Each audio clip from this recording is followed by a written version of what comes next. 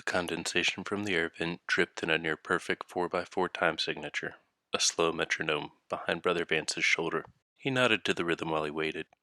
"She'll see you now."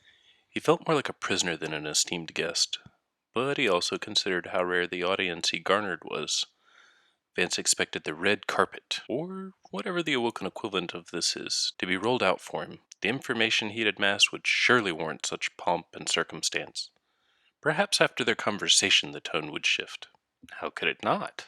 The Queen's Paladins escorted Brother Vance through the reef's interconnected tunnels. It was musky and due for a cleaning as far as his nose could observe. He always took note of the paths he'd traveled, a useful device in case of a need of escape. 2 rights, a left, a doorway, a long hallway, 6 stairs, and another doorway. The air here seems much cleaner than Mercury, probably filtered, he assumed. "The Queen of the Reef, Her Majesty, Mara Sov!" announced one of the paladins in a rather boisterous manner. There were others in the room, Vance noted. "My lady," Vance said, paying her the obeisance he felt she deserved, genuflecting before her grace. "Speak," she commanded. Was he a dog to her? "I was hoping this would be more of a conversation than a presentation," Vance replied. He felt he was already off on the wrong foot. "I do not have time to converse. Do you have something for me, or not?" "I have many things, truths that must be acknowledged with ramifications reaching far beyond these walls. It requires your extraordinary insight." "Then speak." Vance curled his lip and let out a sigh. "You seek something in return?" Queen Mara, perceptive as always.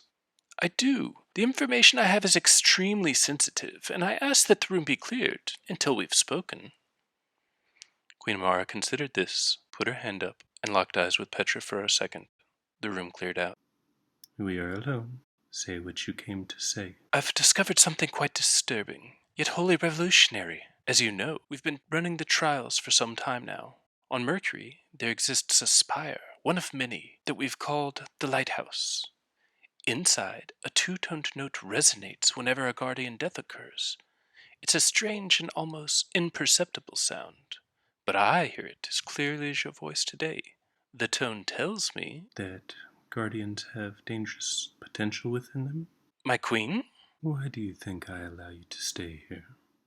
You believe you have occupied my reef without my knowledge of the studies you conduct?" "How did you—" Vance was awestruck. "We know this truth. We are awoken. We are balance. Brother Vance, I would advise you to finish up your trials with a defter hand and to destroy all records of your findings. You've stumbled on something too grand in scale for your comprehension. Keep this to yourself." Brother Vance's head hung low and his shoulders slumped. "You know everything, and yet I've learned nothing beyond what I came here with. I would like some clarity." Queen Mara looked over Vance. While she didn't feel compassion towards him, his situation was unfortunate. "Come closer." Vance's head slowly returned upright. Did he hear her correctly? "Closer, I said." Vance took several steps up to her throne. The air around Mara seemed to shift. It was more elegant, crisp on his tongue. Her words carried more cleanly through it, somehow. "I cannot offer you any clarity. The universe will reveal all when the time comes. There is, however, something you can do for me." Yes, anything." Vance was desperate to get back on her good graces. She leaned in, whispering near his ear. "When you see our friend